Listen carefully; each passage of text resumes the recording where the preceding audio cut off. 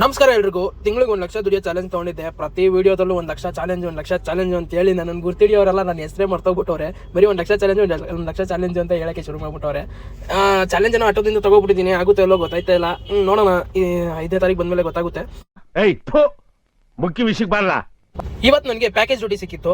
ಏರ್ಪೋರ್ಟಲ್ಲಿ pickup ಇತ್ತು. ಏರ್ಪೋರ್ಟಲ್ಲಿ pickup ಮಾಡ್ಕೊಂಡು ಚಿಕ್ಕಪೇಟೆಯಲ್ಲಿ ಅವ್ರಿಗೇನೋ ಕೆಲಸ ಇತ್ತು ಅಂತ ಕೆಲಸ ಮುಗಿಸ್ಕೊಂಡು ಅಲ್ಲಿಂದ ಮೆಜೆಸ್ಟಿಕ್ಗೆ ಡ್ರಾಪ್ ಮಾಡಿದೆ. ಮೆಜೆಸ್ಟಿಕಲ್ಲಿ 3 ಅವರ್ ವೆಯ್ಟ್ ಮಾಡಿದ್ದೀನಿ. 3 ಅವರ್ ವೆಯ್ಟ್ ಮಾಡಿದ ಮೇಲೆ ಡ್ಯೂಟಿ ಸಿಕ್ಕಿದ್ದು ಇಂಟರ್ಸಿಟಿ, ಅದು ಊಬರಲ್ಲಿ. ಅಲ್ಲಿ ನಮ್ಮ ಡ್ರೈವರ್ಗಳೆಲ್ಲ ಸಿಕ್ಕಿ ನನ್ನ ಗುರ್ತಿಡಿದು ಚೆನ್ನಾಗಿ ಮಾತಾಡ್ಸಿದ್ರು. ತುಂಬ ಖುಷಿ ಆಯಿತು.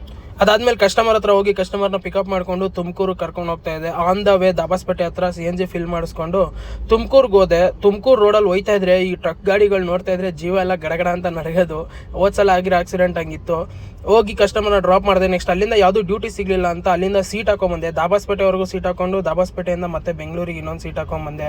ಆಕ್ಸಿಡೆಂಟ್ ಬಗ್ಗೆನೇ ಯೋಚನೆ ಮಾಡ್ಕೊಂಡು ಬರ್ತಾ ಇದ್ದೀನಿ. ಆ ಪಲ್ಟಿ ಹೊಡೆದಿತ್ತಲ್ಲ, ಅದೇ ಟ್ರಕ್ಕೆ ಸಿಕ್ಬಿಡೋದ ರೋಡಲ್ಲಿ.